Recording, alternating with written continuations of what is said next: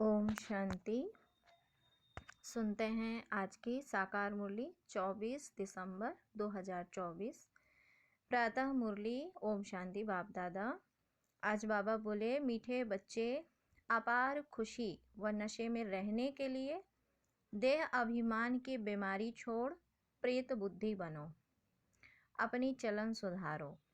आज बाबा बोले, मीठे बच्चे, अपार खुशी व नशे में रहने के लिए देह अभिमान की बीमारी छोड़ प्रेत बुद्धि बनो, अपनी चलन सुधारो। आज का प्रश्न है, बाबा बोले, किन बच्चों को ज्ञान का उल्टा नशा नहीं चढ़ सकता है? किन बच्चों को ज्ञान का उल्टा नशा नहीं चढ़ सकता है?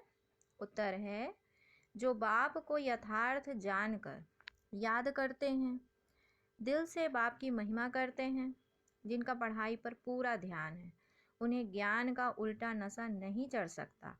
जो बाप को साधारण समझते हैं, वे बाप को याद कर नहीं सकते। याद करे तो अपना समाचार भी बाप को अवश्य दे।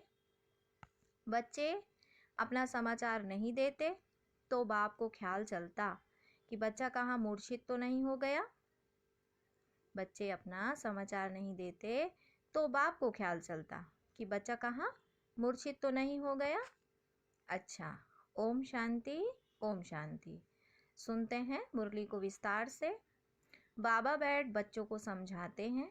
बच्चे, जब कोई नया आता है तो उनको पहले हद और बेहद दो बाप का परिचय दो। बेहद का बाप माना बेहद की आत्माओं का बाप।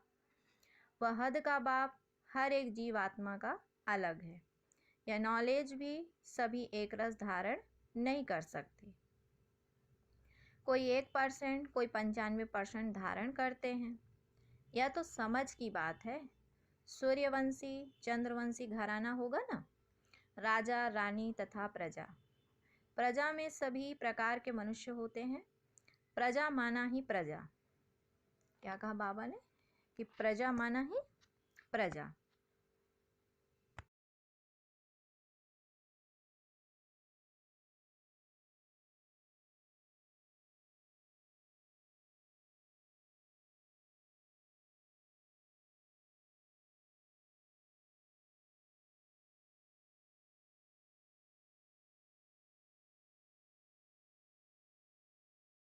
तो बाबा ने कहा, प्रजा माना ही प्रजा।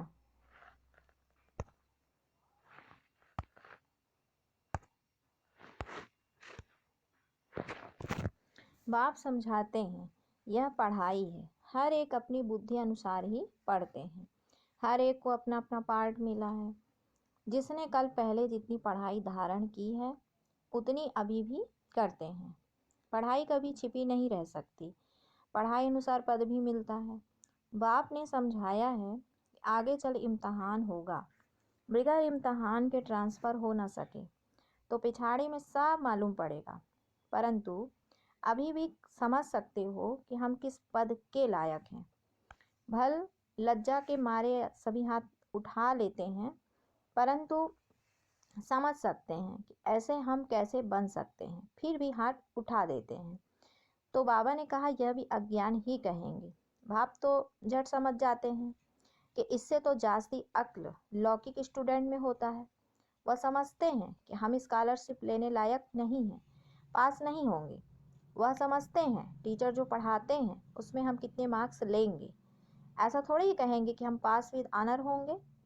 यहाँ तो कई बच्चों में इतनी भी अक्ल नहीं है। देह अभिमान बहुत है। भला आए हैं या देवता बनने के लिए, परंतु ऐसी चलन भी तो चाहिए।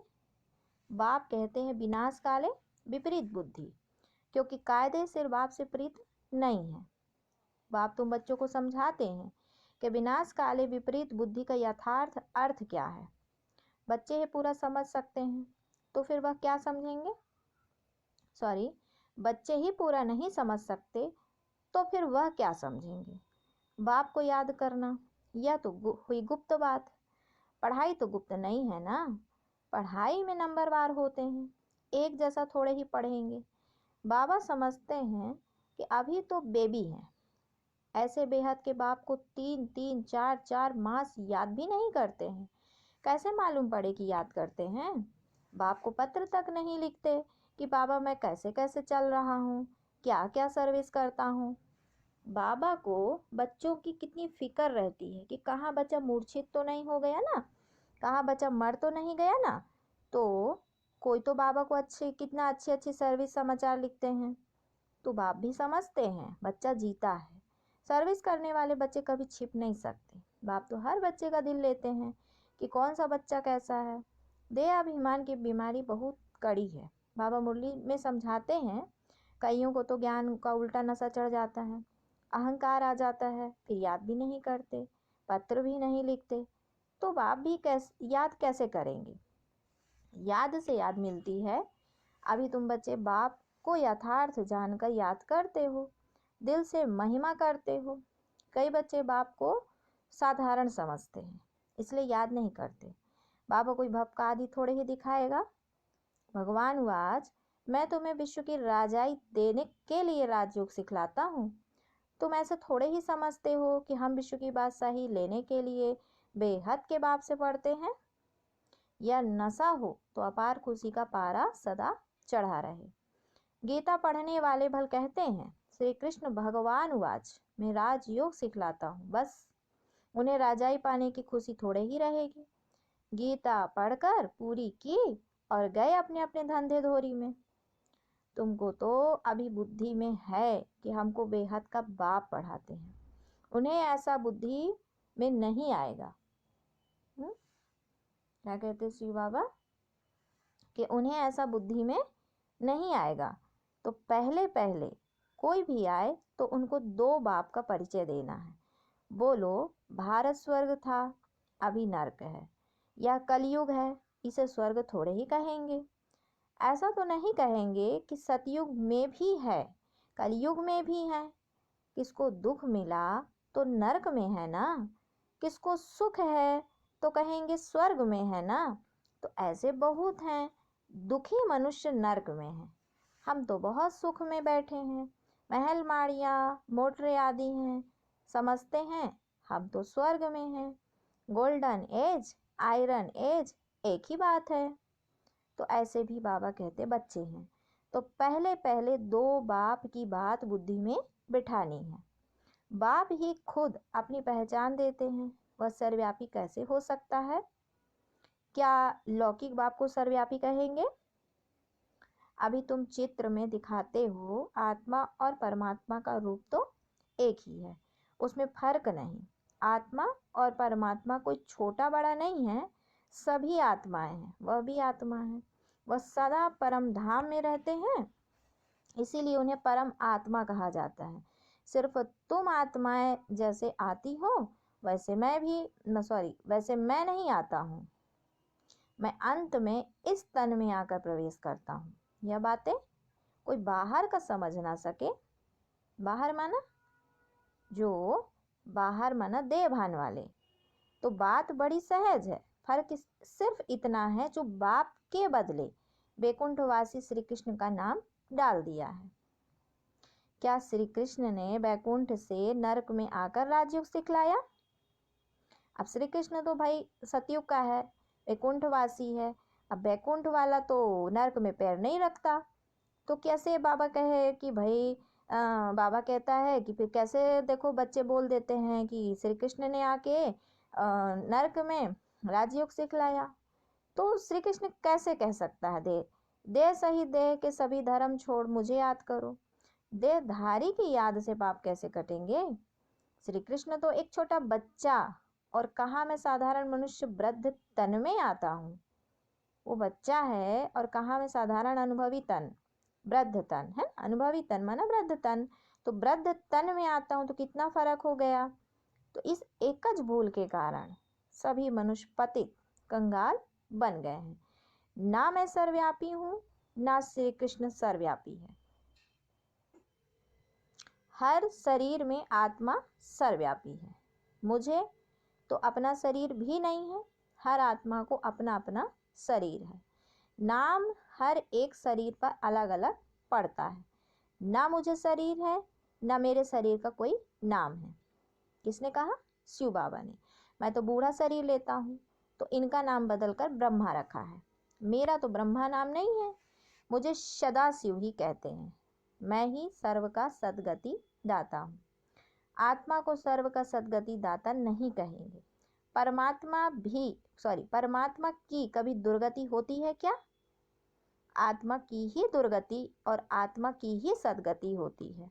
यह सभी बातें विचार सागर मंथन करने की है, नहीं तो दूसरे को कैसे समझाएंगे? बाबा ने कहा, परंतु माया ऐसी दुस्तर है जो बच्चों की बुद्धि आगे नहीं बढ़ने देती। दिन भर झरमुई झगमुई में ही टाइम वेस्ट कर देते हैं। बाप से पिछड़ने के लिए माया कितनी फोर्स करती है। फिर कई बच्चे तो टूट भी पड़ते हैं। बाप को याद ना करने से अवस्था अचल अडोल नहीं बन पाती। बाप घड़ी घड़ी खड़ा करते, माया गिरा देती। बाप कहते कभी हार नहीं खानी है। कल्प कल्प ऐसा होता है, कोई नई बात नहीं। माया जीत अंत में बन ही जाएंगे। रावण राज्य खलास तो होना ही है, फिर हम नई दुनिया में राज्य करेंगे। कल्प कल्प माया जीत बने हैं, अनगिनत बार नई दुनिया में राज्य किया है। आप कहते हैं बुद्धि को सदा बिजी रखो तो सदा सेफ रहेंगे। इसको ही स्वदर्शन चक्रधारी कहा जाता है। बाकी इसमें हिंसा आदि की बात नहीं। ब्राह्मण ही स्वदर्शन चक्रधारी होते हैं, देवताओं को स्वदर्शन चक्रधारी नहीं कहेंगे। पतित दुनिया की रस्म रिवाज और देवी देवताओं की रस्म रिवाज में बहुत अंतर है। बाबा कहते हैं मृत्यु लोक वाले ही पतित पावन बाप को बुलाते हैं। हम पतितों को आकर पावन बनाओ, पावन दुनिया में ले चलो। तुम्हारी बुद्धि में है कि आज से 5000 वर्ष पहले नई पावन दुनिया थी, जिसको सतयुग कहा जाता है। त्रेता को नई दुनिया नहीं कहेंगे। बाप ने समझाया है, वह है फर्स्ट क्लास, वह है सेकंड क्लास। एक एक बात अच्छी रीति धारण करनी चाहिए। जो कोई आकर सुने तो वंडर खाए। कोई कोई वंडर भी खाते हैं, परंतु फुर्सत नहीं जो पुरुषार्थ करे। फिर सुनते हैं पवित्र जरूर बनना है। यह काम विकार ही मनुष्य को पतित बनाता है। उनको जीतने से तुम जगत जीत बनेंगे, परंतु काम विकार उन्हों की जैसे पूंजी है, इसीलिए वह अक्षर नहीं बोलते। सिर्फ कहते हैं मन को वश में करो, लेकिन मन अमन तब हो जब शरीर में नहीं हो। बाकी मन अमन तो कभी होता ही नहीं। देह मिलती है कर्म करने के लिए, तो फिर कर्मातीत अवस्था को कैसे रहेंगे? कर्मातीत अवस्था कहा जाता है मुर्दे को। जीते जी मुर्दा अर्थात शरीर से डिटैच। तो बाप तुमको शरीर से न्यारा बनने की पढ़ाई पढ़ाते हैं। शरीर से आत्मा अलग है। आत्मा परमधाम की रहने वाली है। आत्मा शरीर में आती है तो उसे मनुष्य कहा जाता है। शरीर मिलता ही है कर्म करने के लिए। तो बाबा ने क्या समझाया कि एक शरीर छोड़ फिर दूसरा शरीर कर्म करने के लिए लेना है। शांति तो तब हो जब शरीर में नहीं है। मूल वतन में कर्म होता नहीं, सूक्ष्म वतन की तो बात ही नहीं। सृष्टि का चक्र यहाँ फिरता है। बाप और सृष्टि चक्र को जानना, इसको ही नॉलेज कहा जाता है। सूक्ष्म वतन में न सफेद पोषधारी, न सजे सजाए, न नाग बलाएं पहनने वाले शंकर आदि होते हैं। क्या कहा बाबा ने? सूक्ष्म वतन में न कोई सफेद पोषधारी है, न सजे सजाए हैं कोई, और न नाग बलाएं पहनने वाले शंकर आदि होते हैं। बाकी ब्रह्मा और विष्णु का राज बाप समझाते रहते हैं। ब्रह्मा यहाँ है, विष्णु के 2 रूप भी यहाँ हैं। वह सिर्फ साक्षात्कार का पार्ट ड्रामा में है, जो दिव्य दृष्टि से देखा जाता है। क्रिमिनल आंखों से पवित्र चीज दिखाई ना पड़े। क्रिमिनल आंखें माना देह अभिमान वाली आंखें। जब देह अभिमान बुद्धि में बैठा रहता है तो कहाँ से लक्ष्मी नारायण यहाँ दिखाई देंगे? यहाँ दिखाई देंगे? नहीं दिखाई देंगे। जबकि ब्रह्मा भी यहाँ है और लक्ष्मी नारायण भी यहाँ है। लेकिन बाबा ने क्या कहा? सिर्फ साक्षात्कार पार्ट ड्रामा में है, जो दिव्य दृष्टि से देखा जाता है। दिव्य दृष्टि माना ज्ञान का तीसरा नेत्र, जो भगवान आकर के सदगुरु देते हैं। सदगुरु हमको तीसरा नेत्र कहते हैं ना, नजरों से निहाल किंदा स्वामी सदगुरु। कौन करे? सिंदा किंदा स्वामी, कौन सा स्वामी? सदगुरु स्वामी। वो हमारे को नजरों से निहाल किया तो हमको क्या दिखाई दिया? लक्ष्मी नारायण भी यहाँ है और ब्रह्मा भी यहाँ है। तो बाबा ने कहा क्रिमिनल आंखों से पवित्र चीज दिखाई ना पड़े। अच्छा, फिर बाबा बच्चों को याद प्यार देते, मीठे मीठे सिकिलधे बच्चों प्रति माता पिता बाप दादा का याद प्यार और गुड मॉर्निंग। रूहानी बाप की रूहानी बच्चों को नमस्ते। हम रूहानी बच्चों की रूहानी माता पिता बाप दादा को याद प्यार, गुड मॉर्निंग और नमस्ते।